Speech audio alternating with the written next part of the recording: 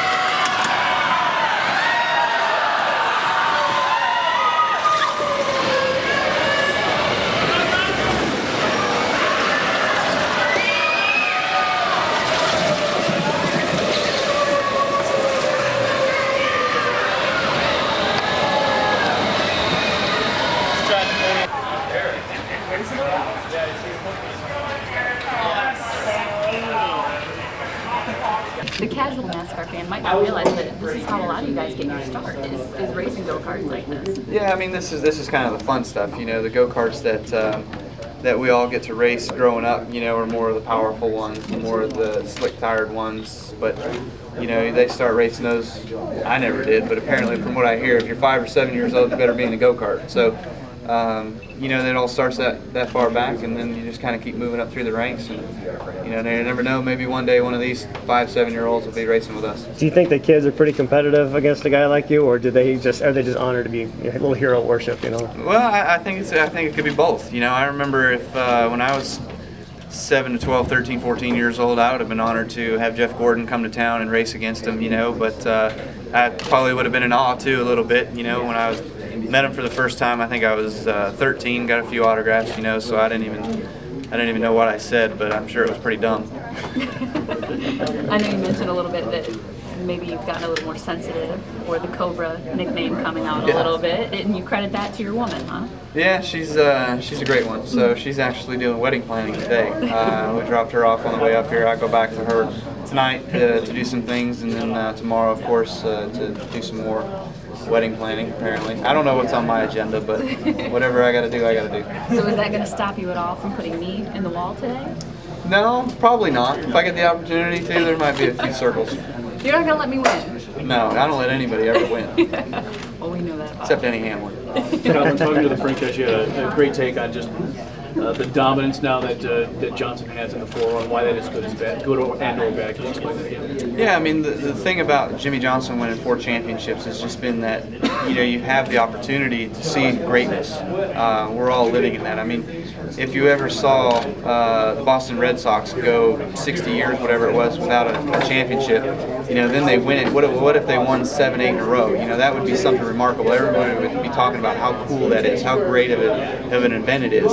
But yet, when somebody wins 4 championships in NASCAR, it's like, well, somebody else needs to win. This is just getting boring, you know? I mean, it might be, but you're also witnessing some greatness here with maybe one of the best teams in NASCAR. And can you talk about just, I mean, how you feel right now? There's a lot made, obviously, about the win at Richmond, which had been a while by your standards, but all the top 10s you've had to sit in 30 points, I mean, I imagine you're pretty happy with where you're at this point. Yeah, we've had really good runs here lately. You know, we've had some top 5s, some top 10s. We had a win at Richmond, so we've been really coming into our own so far this year. And we knew it was going to take time with Dave and everything, just trying to get accustomed to the new car. I mean, we almost won our first race out, but I think that was maybe asking for a little too much there. But you know, we had some good runs. Like I said, and we're looking for more of those. Hopefully this weekend again when we get to Dover, and then the Charlotte weeks, with the All-Star race, trying to win that thing, and of course the 600 being the longest race, we want to run well there too.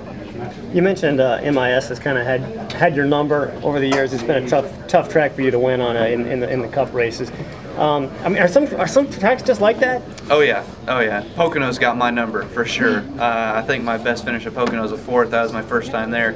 Ever since, I might have run 14th maybe. It's just not very much fun for me. But Michigan's a great racetrack. It's a lot of fun for the drivers. We like to go there. You can run all over. You can run from the bottom all the way to the wall. So for us, it's a challenging event.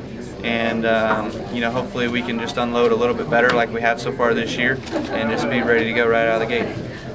Making an appearance like the one you're making today, what's the lifestyle like for drivers from Monday through Thursday? Is it something that most of Americans would just dream? Is it a dream job for most people? It is for probably all people. It's fun to go out and do the things that we get to do. There's different events and different atmospheres that we get to see, and of course different people that we get to meet. So just yesterday I did a Gillette appearance and did some paintballing with some folks, and then of course I went and saw some Interstate Batteries people down in a convention in Orlando. So this is a whirlwind tour week for me. I got another one tonight in Chicago, so this is one of the busy ones, but it all comes part of the territory. You have a great time on the weekends racing and doing what we love to do most there. There's been a lot of talk about the fact that attendance has been down a lot at a lot of tracks this year. And I guess it's for a variety of reasons, the economy not the least of which. Does it concern you a lot? Well, it does, yeah, because we need butts in the seats to make this thing keep going, and unfortunately we haven't quite been able to get the turnout that we've been looking for. I think we've got a great product. The NASCAR racing is exciting. I remember back in the 80s and 90s, you'd see people win by a lap or two over second place, and they were like, man, what a great race. That was so much fun. We had a great time, blah, blah, blah. Well, now you see 38 cars finish on the lead lap, and it's not exciting. It's a boring race. They all run separated from each other. Well, at least we're all on the same lap. There is still some passing. There is still some great racing. There is some good finishes.